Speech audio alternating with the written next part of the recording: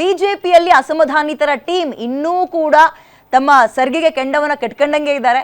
ಇತ್ತ ಕಾಂಗ್ರೆಸ್ನಲ್ಲಿ ಕ್ರಾಂತಿ ಆಗ್ತಾ ಇದೆ, ಅತ್ತ ಕೇಸರಿ ರೆಬೆಲ್ಸ್ ಸರ್ಕಸ್ ಮಾಡ್ತಾ ಇದ್ದಾರೆ.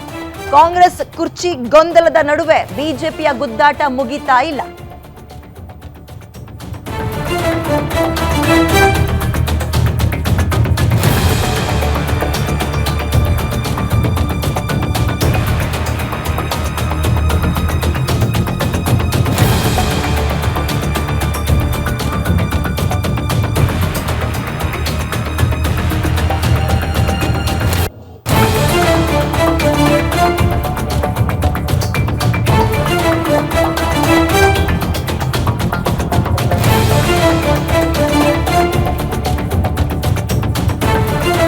ಈಗ ಬಿಜೆಪಿ ಪಾಳೆಯದಲ್ಲಿ ಮತ್ತೆ ರೆಬಲ್ ನಾಯಕರು ಆಕ್ಟಿವ್ ಆಗಿದ್ದಾರೆ. ಡೆಲ್ಲಿಯಲ್ಲಿ ಬಿಜೆಪಿ ಅತೃಪ್ತ ನಾಯಕರು ಈಗ ಕಾಣಿಸ್ಕೊಳ್ತಾ ಇದ್ದು, ವರಿಷ್ಠರ ಭೇಟಿಗೂ ಮೊದಲು ರೆಬಲ್ ನಾಯಕರು ಸಭೆ ಸೇರಿದ್ದಾರೆ.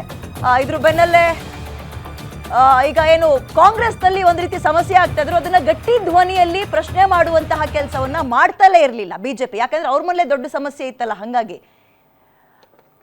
ಓಕೆ, ಇದಕ್ಕೆ ಸಂಬಂಧಪಟ್ಟಂತೆ ಡೀಟೇಲ್ಸ್ ನ ಕಲೆ ಹಾಕ್ತಾ ಹೋಗೋಣ. ನನ್ನ ಕಲೀಗ ಕವನ ಡೀಟೇಲ್ಸ್ ಕೊಡ್ತಾರೆ. ಕವನ, ಬಿಜೆಪಿ ಮನೆಯಲ್ಲಿ ಇವರ ಅಸಮಾಧಾನಕ್ಕಿರುವಂತಹ ಬೆಲೆ ಎಷ್ಟು?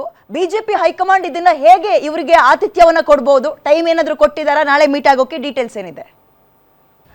ವಿದ್ಯಾ, ರಾಜ್ಯದಲ್ಲಿ ಕಾಂಗ್ರೆಸ್ ಕ್ರಾಂತಿ ಬೆನ್ನಲ್ಲೇ ಇದರ ಜೊತೆಗೆ ಬ್ರೇಕ್ಫಾಸ್ಟ್ ಪಾಲಿಟಿಕ್ಸ್ ಕೂಡ ಶುರುವಾಗಿರುವಂತದ್ದು. ಇದೆಲ್ಲದರ ಬೆನ್ನಲ್ಲೇ ಇದೀಗ ರಾಜ್ಯ ಬಿಜೆಪಿಯಲ್ಲೂ ಕೂಡ ರಾಜಕೀಯ ಚಟುವಟಿಕೆಗಳು ಗರಿಗೆದಿರುವಂತದ್ದು. ಹೌದು, ಈ ಹಿಂದೆ ಅಂದ್ರೆ ಕಳೆದ ಒಂದು ವಾರ 15 ದಿನಗಳ ಹಿಂದೆಯಿಂದಲೂ ಕೂಡ ರಾಜ್ಯ ಬಿಜೆಪಿಯಲ್ಲಿ ಸಾಕಷ್ಟು ರಾಜಕೀಯ ಬೆಳವಣಿಗೆಗಳು ಇರಲಿಲ್ಲ. ಆದ್ರೆ ಇದೀಗ ವಿಜೇಂದ್ರ ಅವರು ದೆಹಲಿಗೆ ಹೋಗಿ ಬರ್ತಿದ್ದಂತೆ ಇದೀಗ ಬಿಜೆಪಿಯ ರೆಬಲ್ ನಾಯಕರು ಕೂಡ ಇಂದು ಬೆಳಗ್ಗೆ ದೆಹಲಿಯಲ್ಲಿ ಕಾಣಿಸಿಕೊಂಡಿರುವಂತದ್ದು. ಅದೇ ರೀತಿಯಾಗಿ ಕುಮಾರ್ ಬಂಗಾರಪ್ಪ, ಅದೇ ರೀತಿಯಾಗಿ ಶಾಸಕ ರಮೇಶ್ ಜಾರಕಿಹೊಳಿ ಅವರ ನೇತೃತ್ವದಲ್ಲಿ ಇವತ್ತು ರೆಬೆಲ್ ನಾಯಕರ ಟೀಮ್ ಇಂದು ದೆಹಲಿಯಲ್ಲಿ ಕಾಣಿಸಿಕೊಂಡಿದೆ. ಮಧ್ಯಾಹ್ನ ಕರ್ನಾಟಕ ಭವನದಲ್ಲೂ ಕೂಡ ಒಂದು ಸಭೆಯನ್ನ ಮಾಡಿರುವಂತದ್ದು. ಅಂದ್ರೆ ನಮಗೆ ಬರ್ತಾ ಇರುವಂತಹ ಮಾಹಿತಿಗಳ ಪ್ರಕಾರ ವರಿಷ್ಠರನ್ನ ಭೇಟಿಯಾಗೋದಕ್ಕೆ ಇದೀಗ ರೆಬೆಲ್ ನಾಯಕರು ಮುಂದಾಗ್ತಾ ಇದ್ದಾರೆ ಅನ್ನುವಂತಹ ಮಾಹಿತಿ ಇರುವಂತದ್ದು. ಯಾಕಂದ್ರೆ ಈಗಾಗಲೇ ವಿಜೇಂದ್ರ ಅವರ ಹೋಗಿ ಅಮಿತ್ ಶಾ ಅವರನ್ನ ಭೇಟಿಯಾಗಿದ್ರು, ಅದೇ ರೀತಿಯಾಗಿ BL ಸಂತೋಷ್ ಅವರನ್ನ ಭೇಟಿಯಾಗಿದ್ರು. ಸೊ ಇದರ ಜೊತೆಗೆ ಇದೀಗ ರಾಜ್ಯಾಧ್ಯಕ್ಷರ ಬದಲಾವಣೆ ವಿಚಾರ ಏನು ಕೇಳಿ ಬರ್ತಾ ಇದೆಯೋ, ಈ ಒಂದು ವಿಚಾರವಾಗಿ ವಿಜೇಂದ್ರ ಅವರ 2 ವರ್ಷಗಳ ಆಡಳಿತ ಯಾವ ರೀತಿಯಾಗಿತ್ತು, ಕಾರ್ಯವೈಖರಿ ಯಾವ ರೀತಿಯಾಗಿತ್ತು ಅನ್ನುವಂಥದ್ದನ್ನ ಚಾರ್ಜ್ ಶೀಟ್ ಸಲ್ಲಿಕೆ ಮಾಡೋದಕ್ಕೆ ಇದೀಗ ಬಿಜೆಪಿ ರೆಬೆಲ್ಸ್ ಹೋಗಿದ್ದಾರೆ ಅನ್ನುವಂತಹ ಮಾಹಿತಿ ಲಭ್ಯವಾಗ್ತಾ ಇರುವಂತದ್ದು. ಇದರ ಜೊತೆಗೆ ಈಗಾಗಲೇ ನಾಳೆ ಅಂದ್ರೆ ಇಂದು ಹಾಗೂ ನಾಳೆ 2 ದಿನಗಳ ಕಾಲ ಇವರು ದೆಹಲಿಯಲ್ಲೇ ಬೀಡು ಬಿಡ್ತಾ ಇದ್ದಾರೆ. ಇದರ ಜೊತೆಗೆ ನಾಳೆ ಇವರು ವರಿಷ್ಠರನ್ನ ಭೇಟಿಯಾಗುವಂತಹ ಎಲ್ಲಾ ಸಾಧ್ಯತೆಗಳು ಇರುವಂತದ್ದು.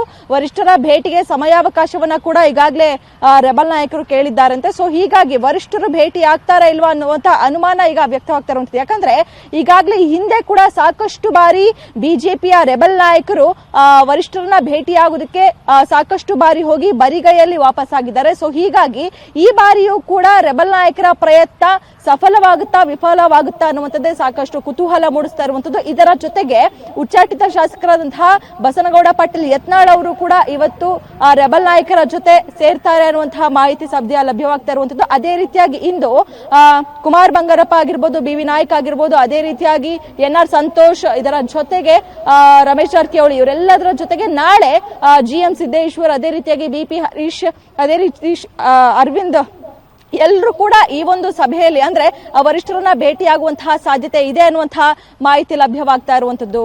ವಿದ್ಯಾ, ಓಕೆ, ಧನ್ಯವಾದ ಕವನ ಡೀಟೇಲ್ಸ್ಗೆ. ಇವರೇನೋ ಭೇಟಿ ಆಗ್ತೀವಿ ಅಂತ ಇದ್ದಾರೆ, ಅಲ್ಲಿ ಯಾರಾದ್ರೂ ಸಮಯ ಕೊಟ್ಟಿದ್ದಾರಾ? ಅಂಡ್ ಇವರಿಗೆ ಯಾವ ರೀತಿ ಆತಿಥ್ಯ ಸಿಗುತ್ತೆ? ಇವ್ರು ಹೇಳಿದ ತಕ್ಷಣ ರಾಜ್ಯಾಧ್ಯಕ್ಷರನ್ನ ಬದಲಾವಣೆ ಮಾಡುವ ದೊಡ್ಡ ಸಾಹಸಕ್ಕೆ ಬಿಜೆಪಿ ನಿಜಕ್ಕೂ ಕೈ ಹಾಕುತ್ತಾ? ಇದು ಬಹಳ ಕುತೂಹಲ.